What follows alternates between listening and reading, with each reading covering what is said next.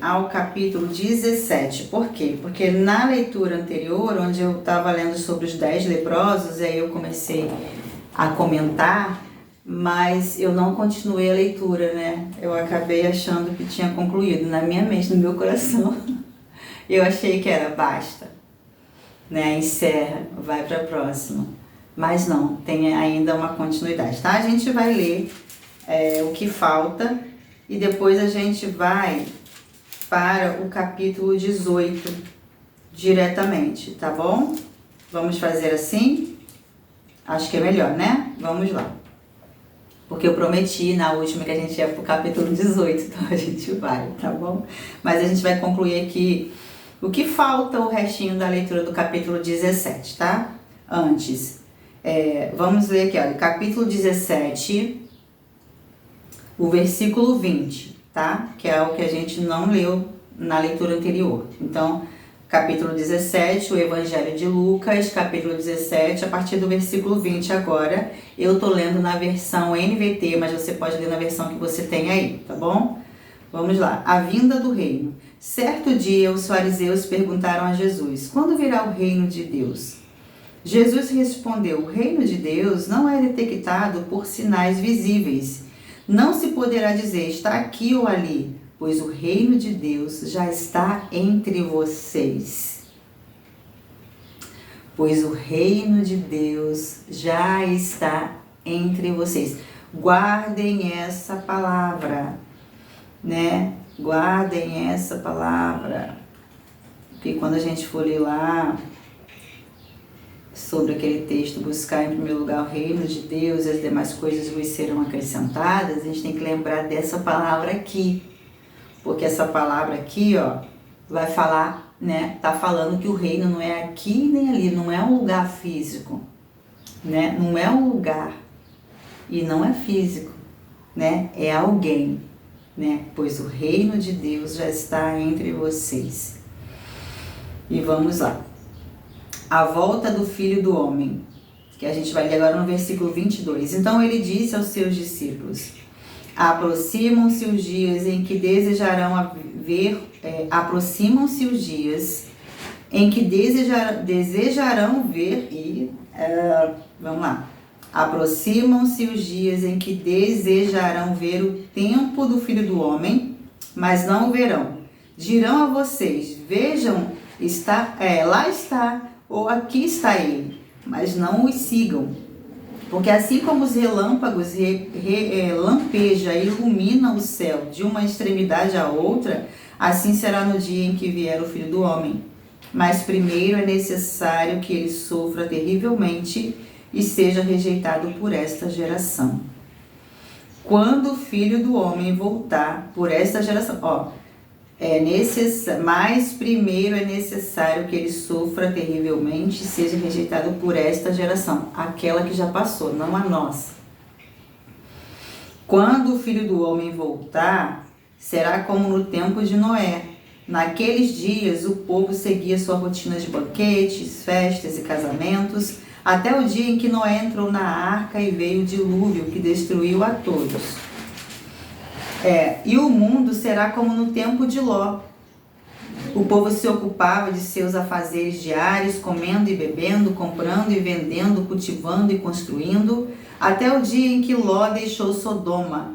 Então fogo e enxofre ardente caíram do céu e destruíram a todos. Assim tudo será, sim, versículo 30, tá? Sim, tudo será como sempre foi até o dia em que o Filho do Homem for revelado. Nesse dia, quem estiver na parte de cima da casa não desça para pegar suas coisas. Quem estiver no campo não volte para casa. Lembrem-se do que aconteceu à esposa de Ló. Quem se apegar à própria vida a perderá. Quem abrir mão de sua vida a salvará. Naquela noite, 2 pessoas estarão dormindo na mesma cama. Uma será levada e a outra deixada. 2 mulheres estarão moendo cereal no moinho, uma será levada e a outra deixada. 2 homens estarão trabalhando juntos num campo, um será levado e outro deixado. Senhor, versículo 37, Senhor, Onde isso acontecerá? Perguntaram os discípulos. Jesus respondeu: onde estiver o cadáver, ali se ajuntarão os abutres. Agora a gente vai ler o capítulo 18. Agora a gente entra no capítulo 18, tá bom? A parábola da viúva persistente. Jesus contou a seus discípulos uma parábola para mostrar-lhes que deviam orar sempre e nunca desanimar. Olha, Jesus contou a seus discípulos uma parábola para mostrar-lhes que deviam orar sempre e nunca desanimar. Disse ele: havia numa cidade... Olha, vou abrir um parênteses aqui, rapidinho. Lembra que a gente leu em capítulos anteriores, né? Deixa eu ver aqui, se não me falha a memória. Foi no capítulo 11 que Jesus... deixa eu ver se eu tô certa, né? Se eu gravei. Isso mesmo, capítulo 11. Você lembra que Jesus estava ensinando algo sobre a oração também? E ele deu o exemplo daquele homem, né? Que teve um amigo, né, que bateu na sua casa, estava com um convidado e tal, mas ele ficou batendo ali insistentemente. Jesus estava falando sobre oração também, sobre a persistência.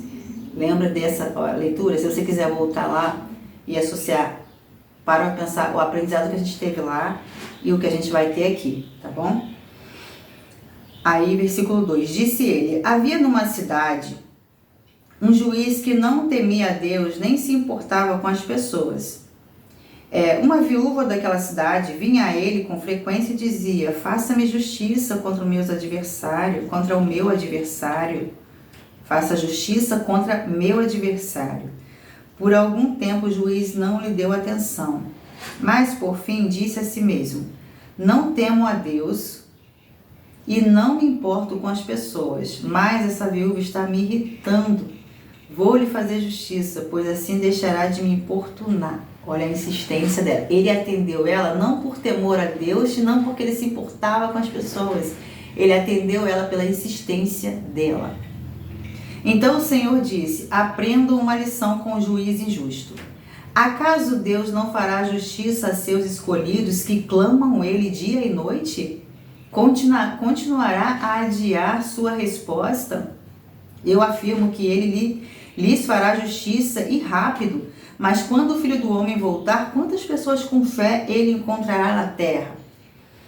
Nós temos lido muito sobre fé, né? Sobre ter fé, sobre o tamanho de fé, né? Sobre não ter fé, porque na leitura passada a gente viu que teve um povinho que não tinha fé, os apóstolos, né? Que estavam ali com Jesus, não um povinho, os apóstolos que estavam ali com Jesus não tinham fé, né? E eles achavam que tinham algum tipo de fé.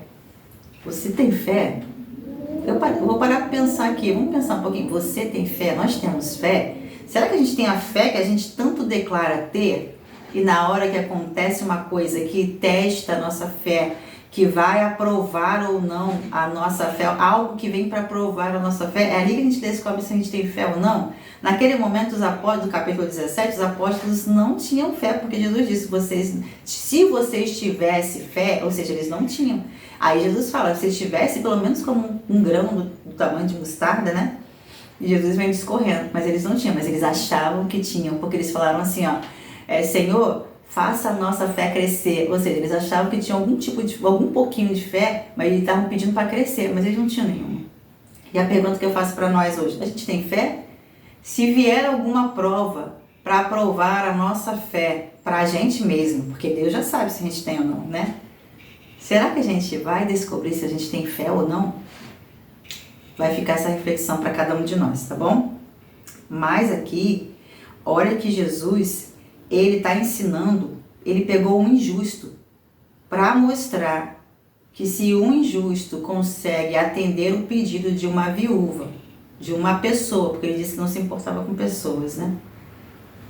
E o Senhor fala: vocês acham que eu não vou me importar com vocês? Então o Senhor disse: aprendam uma lição com o juiz injusto. Acaso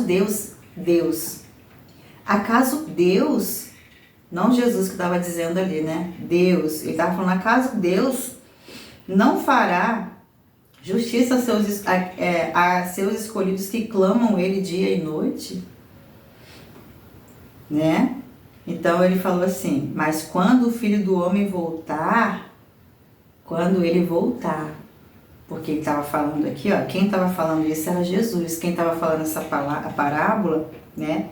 Quem estava contando essa parábola era Jesus, e ele ainda não tinha ido, né? Então, ele falou, vocês ainda oram a Deus, né? E ele falou, mas quando o Filho do Homem voltar, isso aqui, gente, Jesus ainda não voltou, né? Porque ele subiu, prometeu a volta e ainda vai voltar. Mas quantos ele vai encontrar com fé? Aí ele diz aqui no versículo 8, eu afirmo que ele lhes fará justiça e rápido. Mas quando o Filho do Homem voltar, quando ele cumprir a promessa que ele fez de voltar, quantas pessoas com fé ele encontrará na terra? Isso já vai servir para nós. Vamos seguir aqui a parábola, vamos seguir aqui o versículo 9. Eu já estava lendo aqui, né, a perícope. Ela vai falar sobre a parábola do fariseu e do cobrador de impostos, versículo 9. Em seguida, Jesus contou a seguinte parábola.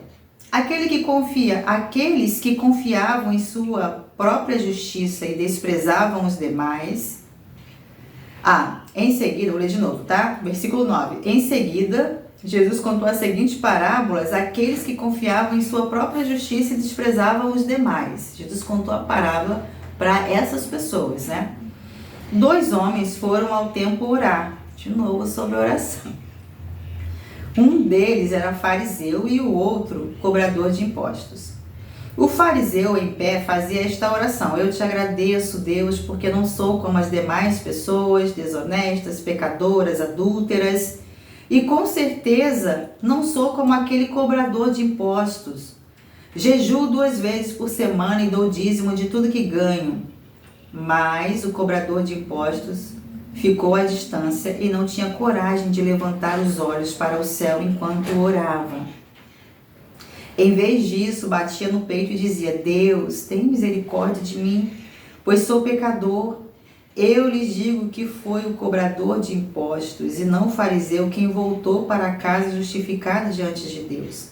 Pois aqueles que se exaltam serão humilhados e aqueles que se humilham serão exaltados. Eu acho que eu não preciso nem falar nada nisso aqui, né? Eu não vou falar nada. Comenta aqui. Vou deixar o comentário para vocês. Certo dia, agora a gente vai ler o versículo 15, né? Ainda no capítulo 18, versículo 15, ele vai falar, Jesus abençoa as crianças, versículo 15. Certo dia trouxeram crianças para Jesus, para que Jesus pusesse as mãos sobre elas. Ao ver isso, os discípulos repreenderam aqueles que as traziam. Jesus, porém, chamou as crianças para junto de si e disse aos discípulos, deixem que as crianças venham a mim. Não as impeçam, pois o reino de Deus pertence aos que são como elas. De novo, reino de Deus. Eu lhes digo a verdade, quem não receber o reino de Deus como uma criança, de modo algum entrará nele. Quem não receber o reino de Deus como uma criança, de modo algum entrará nele. O homem rico, versículo 18. Certa vez, um homem de alta posição perguntou a Jesus, bom mestre, o que devo fazer para herdar a vida eterna? Por que você me chama de bom? Perguntou Jesus. Apenas Deus é verdadeiramente bom. Você conhece os mandamentos, não cometa adultério, não mate, não roube, não dê falso testemunho, honre seu pai e sua mãe. O homem respondeu, tenho obedecido a todos esses mandamentos desde a juventude. Quando Jesus ouviu sua resposta, disse, ainda há uma coisa que você não fez. Venda todos os seus bens e dê o dinheiro aos pobres. Então você terá um tesouro no céu. Depois venha e siga-me. Ao ouvir essas palavras, o homem se entristeceu, pois era muito rico. A gente vê claramente aqui que o homem ele tinha um apego aos seus bens, né? Ele tinha um apego. E esse apego era tão grande que ele não conseguiu ouvir o que Jesus disse para ele e dar e executar e fazer o que Jesus tinha orientado a ele, né? O Senhor conhecia o coração dele, sabia que o coração dele estava ali, né? Então você terá um tesouro. Olha aqui a palavra. Essa palavra saltou agora aqui para mim, ó. Tesouro. Aqui, ó. O tesouro dele, o coração dele, estava no... O coração dele, ó. Aonde está o seu coração é aonde está o seu tesouro. O seu coração está aonde está o seu tesouro. E aqui, no versículo 22, Jesus fala, né? Quando Jesus ouviu a sua resposta, disse: ainda há uma coisa que você não fez. Venda todos os seus bens e dê o dinheiro aos pobres. Então você terá um tesouro no céu. Depois venha e siga-me. Ao ouvir essa palavra, o homem se entristeceu, pois era muito rico. O tesouro, o coração dele estava no tesouro dele, que era o quê? Aonde está o seu coração, está o seu tesouro. E aonde estava o coração dele? Nos bens. Né? O coração dele estava nos bens. Então o coração dele não estava nas coisas eternas, né? E Jesus ali estava falando para ele sobre coisas eternas. Jesus estava dando para ele um passo a passo agora para ele se libertar daquilo que estava prendendo ele, para poder ele conseguir enxergar o caminho que ia dar a ele a vida eterna, porque ele estava buscando isso, né? Ele estava buscando isso, ele estava buscando a vida eterna, mas o coração dele não estava nas coisas eternas, né? Então vamos ver aqui o versículo 24. Vai falar sobre as recompensas do discipulado. Versículo 24. Ao ver a tristeza daquele homem, Jesus disse: como é difícil os ricos entrarem no reino de Deus. Na verdade, é mais fácil um camelo passar pelo buraco de uma agulha que um rico entrar no reino de Deus. Aqueles que o ouviram disseram: então quem pode ser salvo? Jesus respondeu: o que é impossível para as pessoas é possível para Deus. O que é impossível para as pessoas é possível para Deus. Então, quando as pessoas acham que certas coisas são impossíveis, para pensar. O que você acha que é impossível? Pensou? Para Deus é possível. E aqui, quando Jesus ele fala sobre, né, é difícil o rico entrar no reino de Deus, está falando, olha o texto que a gente leu anteriormente. Não está falando, vamos pegar esse texto isolado e dizer que rico não entra no céu. Não é isso, né? Por muito tempo, muita gente entendeu, né, por ignorância, esse texto de forma que só pobre tinha que ir para Jesus. Vamos, né, todo mundo que é pobre, vamos servir a Jesus, vamos, né, seguir a cristianismo. Não. Aqui, olha o que veio o texto anterior. O texto anterior fala de um rico que estava com o seu coração nos seus bens. Então, se ele estava com o coração nos bens dele, ele teria muita dificuldade de entender as coisas eternas, porque ele não estava aberto para entender as coisas eternas ainda. Né? Então, como que ele iria alcançar a vida eterna se ele só estava com as coisas terrenas? A vida dele estava presa às coisas terrenas, né? Então, não é sobre rico e pobre, uma ou outra entrar no céu, não é sobre isso, é sobre o coração que na maioria dos ricos, né, daquela época, os ricos, eles tinham o coração muito preso nos seus bens. Então, a dificuldade de entender as coisas eternas, de abrir mão de coisas que lhes desafiassem, era difícil. Então, é sobre isso que Jesus está falando, tá? O versículo 28, Pedro disse: deixamos nossos lares para segui-lo. Jesus respondeu: eu lhes garanto que todos que deixaram casa, esposa, irmãos, pais ou filhos por causa do reino de Deus, receberão neste mundo ainda uma recompensa muitas vezes maior, e no mundo futuro terão a vida eterna. Olha só isso. Não é sobre não ter nada aqui, não, você pobretão aqui, não é sobre não ter nada aqui. O Senhor está dizendo que terá recompensas aqui. Gente, eu entendo, aqui eu vou dar a minha opinião, sou eu falando, né? Eu, Maria, minha opinião, meu modo de entender. O fato de você ter as suas necessidades supridas aqui, muitas das vezes de forma, né, aqui que eu falo nessa terra, né? Muitas das vezes de forma extraordinária, você não chegar à mendigância, você, né, batalhar, vencer. Gente, isso já é recompensa, porque Deus abre todas as portas, né? O Senhor te capacita. Essa palavra aqui tem tesouros escondidos. Ele te fez com muitas propriedades, já te deixou pronto para passear por essa terra e governar ela. Só que muita gente ainda não entendeu muitas coisas, porque são os tesouros escondidos. Você precisa escavar dentro de si e escavar isso aqui, né? E buscar ter um relacionamento com Jesus, porque Ele vive. Então, através do seu Espírito Santo. Né? Então, a gente precisa, olha só essa promessa, né?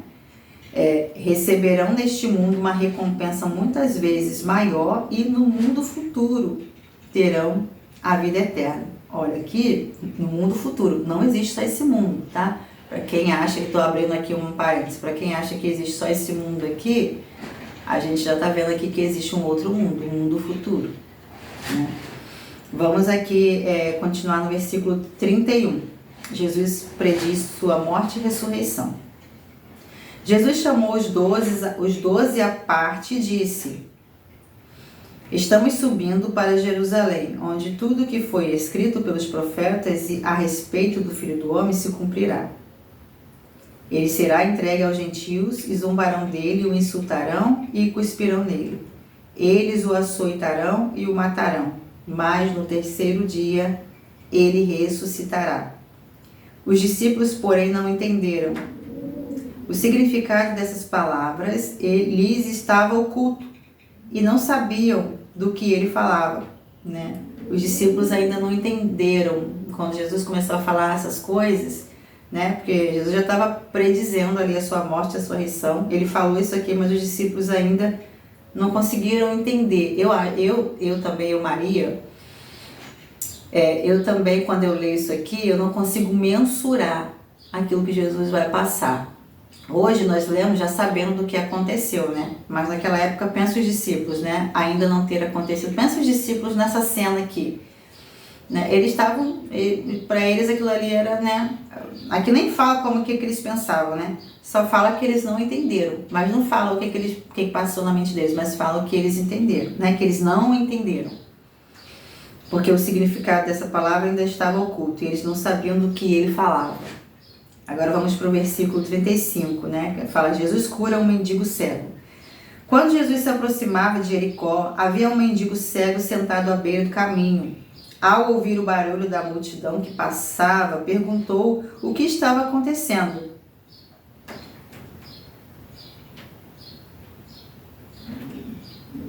Disseram-lhe que Jesus de Nazaré estava passando por ali.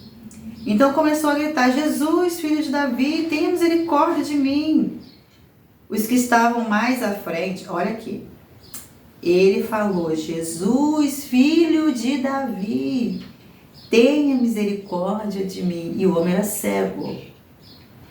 E olha, quando ele perguntou, ele falaram assim, quando ele perguntou o que estava com o barulho da multidão e perguntou o que estava acontecendo, você vai ver que a resposta que disseram para ele no versículo 37 é assim, ó, que Jesus de Nazaré, olha só, gente, olha só isso, no versículo 37, quando o cego perguntou, ok, o cego no versículo 36 perguntou, ao ouvir o barulho, o cego perguntou, né, perguntou o que está acontecendo. Aí no versículo 37, no versículo 36, né, ele falou, que barulho é esse, né, o que está acontecendo? Aí olha a resposta daqueles que viam. Olha a resposta daqueles que viam, que não eram cegos. Disseram-lhe que Jesus de Nazaré estavam passando por ali. Então ele começou a gritar, olha o grito dele. Ele falou, Jesus, ele não falou de Nazaré. Não, ele falou, Jesus, filho de Davi, tenha misericórdia de mim. Ele enxergou Jesus diferente de como quem via. Ele enxergou Jesus, um rei. Ele enxergou Jesus além do que os olhos, porque ele não tinha esses olhos, ele não enxergava com esses olhos aqui. Então ele enxergou Jesus com os olhos da visão, do entendimento. Vocês estão entendendo? Que muitas das vezes, quem é cego, às vezes a pessoa vê, mas ela continua cego. Ela é cega, continua cega. Ela tem esses olhos, mas ela continua cega. Ela que é cega, ela que é a verdadeira cega. O homem aqui, ele não tinha esses olhos, não via com isso, mas ele não era cego. Olha o entendimento dele. Olha como que ele chamou Jesus. Ele chamou Jesus filho de Davi. Ele entendeu quem era Jesus. Davi não existia mais nessa época.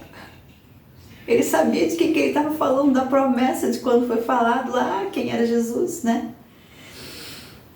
Olha só, então, olha só a multidão estava vivendo por vista, e o cego teve a visão, viu além, viu Jesus verdadeiramente quem ele é, o rei, né? Um rei dos reis, da linhagem de Davi. Olha, aí no versículo 39, fiquei impactada aqui, tá? Os que estavam mais à frente o repreendiam e ordenavam que se calasse, mas ele gritava ainda mais alto: Filho de Davi, tenha misericórdia de mim. Então Jesus parou e ordenou que lhe trouxessem o homem. Quando ele se aproximou, Jesus lhe perguntou: O que você quer que eu lhe faça? Essa pergunta, né? Olha, quando ele se aproximou, Jesus lhe perguntou: O que você quer que eu lhe faça? Gente, isso aqui, essa pergunta de Jesus me leva para entender uma coisa.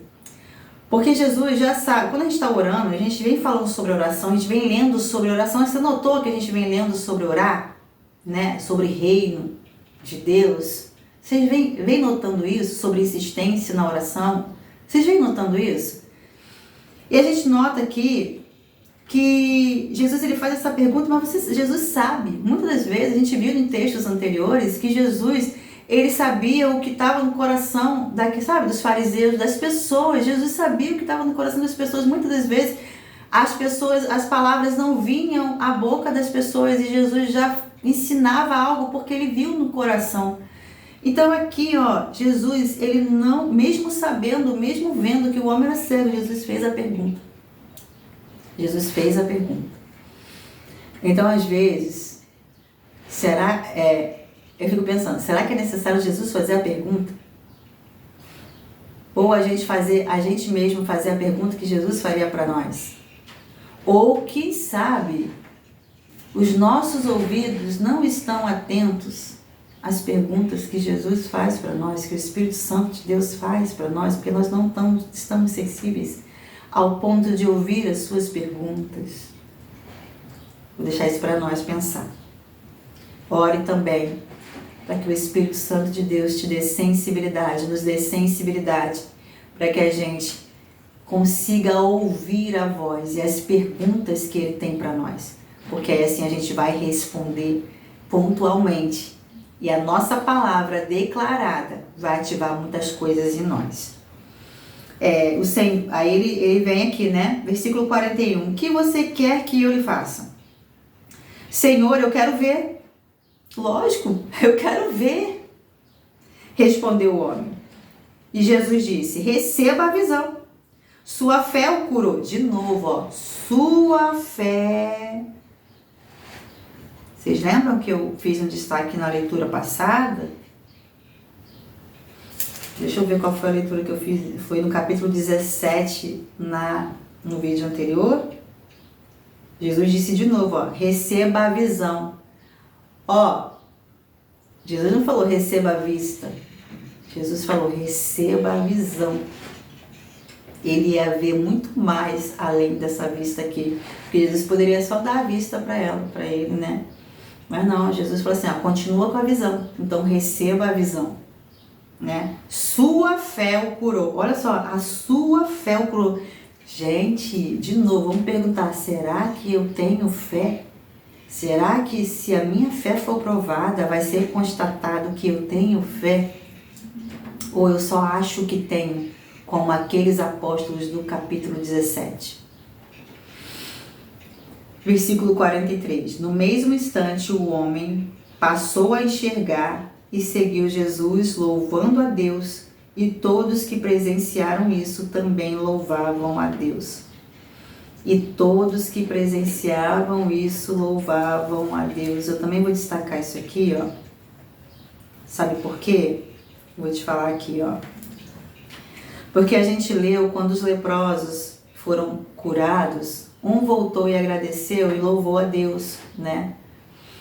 E ele louvou a Deus, mas não tinha ali, né, multidões e tal. Mas aqui a gente vê algo mais, né?